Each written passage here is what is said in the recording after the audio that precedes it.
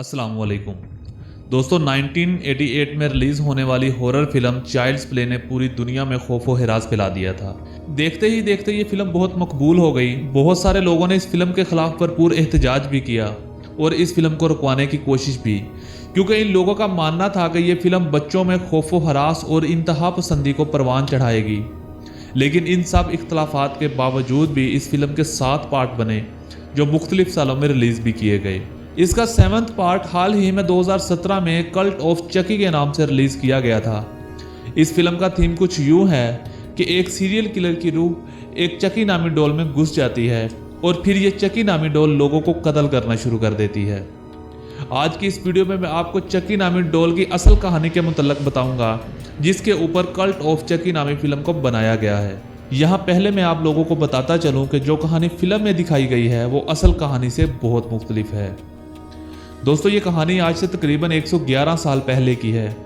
अमरीकी रियासत फ्लोरिडा में रहने वाला थॉमस ऑटो नामी एक शख्स काफ़ी अमीर आदमी था। इसकी फैमिली में इसकी एक बीवी और बेटा शामिल था। इसके बेटे का नाम रोबोट था। ये फैमिली डिसिप्लिन के मामले में बहुत सख्त थी और हर वक्त डिसिप्लिन में रहती थी। इनके घर में मुलाजिम भी थे जिन्हें ये फैमिली बहुत बेइज्जत किया करती थी। अगर इन मुलाजमीन से कोई छोटी सी भी गलती हो जाती तो इनकी शामत आ जाती थी। एक दिन थॉमस की बीवी ने अपनी एक मुलाजमा को घर के अंदर जोर जोर से कुछ पढ़ते सुना, जिस पर इसे शदीद गुस्सा आ गया। इसने इस मुलाजमा को बहुत बुरा भला कहा। बाद में इस मुलाजमा को नौकरी से भी निकाल दिया। ये मुलाजमा पहले तो खामोशी से सब सुनती रही, लेकिन इसके दिल के अंदर बदले की आग भड़क उठी।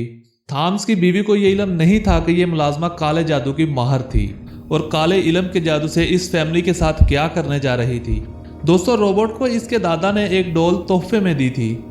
ये डॉल इसके दादा ने 1904 में जर्मनी से खरीदी थी। इस डॉल का कद 3 फीट के करीब था और रोबोट हर रोज इस डॉल से खेला करता था। रोबोट ने अपनी डॉल का नाम भी अपने नाम पर ही रखा हुआ था, यानी कि रोबोट द डॉल। गुजरते दिनों के साथ रोबोट के घर में इसके माँ बाप और इसके मुलाजमों ने इंतहाई खौफनाक चीज़ें देखना शुरू कर दी। जैसा कि रोबोट इस डॉल से बात करता और फिर कहीं से बेहद खौफनाक आवाज़ें इस डॉल की तरफ से जवाब देती। इनको अपने घर में किसी के बात करने और चीखने चिल्लाने की आवाज़ें आती और फिर हालात और भी ख़राब होते गए। रोबोट रात को चीखना चिल्लाना शुरू हो जाता। जब इसके माँ बाप इससे पूछते कि क्यों चीख रहे हो, तो ये जवाब देता कि मैं नहीं चीखा बल्कि ये डॉल चीख रही है। रोबोट के सारे खिलौने खुद से टूट जाते थे और घर की चीज़ें खुद से इधर उधर गिर जाती थीं। घर में कभी किसी के हंसने की आवाज़ें आती और कभी किसी के रोने की, और रोबोट हमेशा कहता कि ये सब कुछ इसकी डॉल करती है। घर के मुलाजिम बेहद खौफजदा हो गए थे और आहिस्ता आहिस्ता नौकरी छोड़कर भागना शुरू हो गए। इनके हमसाये इनको बताते हैं कि इनके घर की खिड़की से कोई अजनबी लड़का नज़र आता है जो हर आने जाने वाले शख्स को खिड़की में बैठकर घूरता रहता है। रोबोट के माँ बाप ने आकर तंग आकर इस डॉल को डब्बे में डाला और घर के एक स्टोर में बंद कर दिया। फिर सालों तक ये डॉल डब्बे में बंद स्टोर में ही पड़ी रही। दोस्तों, वक्त गुजरता गया और रोबोट बड़ा होता गया। इसकी शादी हो गई और ये एक मशहूर पेंटर बन गया। इसके माँ बाप की वफात के बाद रोबोट ने फिर से स्टोर रूम से इस डॉल को निकाल लिया।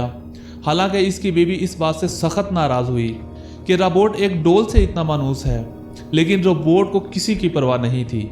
यहाँ तक कि इसने घर का एक रूम इस डॉल के लिए मुख्तस कर दिया, जहाँ ये इस डॉल को रखा करता था।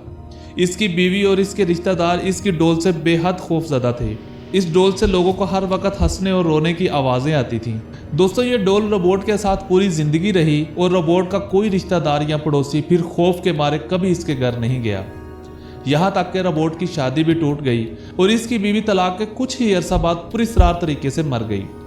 दोस्तों, कहते हैं कि रोबोट अपने बुढ़ापे में पागल हो गया था। ये अपने घर की खिड़की में बैठकर इस डॉल को गोद में बिठा लेता और हर आने जाने वाले को गालियां दिया करता था।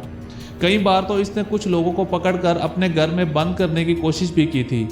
रोबोट की मौत के बाद इस डॉल को फ्लोरिडा की ईस्ट मार्टेलो म्यूजियम में रख दिया गया। ये डॉल आज भी वहाँ मौजूद है। इसको देखने के लिए लोग दूर दूर से आते हैं।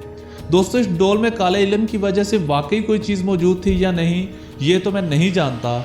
मैंने सिर्फ आप लोगों को वो कहानी बताई है जिस पर चकी का करैक्टर बनाया गया था। मुझे उम्मीद है आपको ये वीडियो बहुत पसंद आई होगी। दोस्तों अगर वीडियो अच्छी लगे तो वीडियो को लाइक ज़रूर कीजिएगा और इस तरह के इन्फॉर्मेटिव वीडियो हासिल करने के लिए मेरे इस चैनल को सब्सक्राइब कर लें और साथ में बने बेल आइकन पर ज़रूर क्लिक कीजिएगा ताकि हर नई आने वाली अपडेट सबसे पहले आप तक पहुंचती रहे। तो मुलाकात होगी किसी अगली इन्फॉर्मेटिव वीडियो के साथ, तब तक के लिए अल्लाह हाफिज़।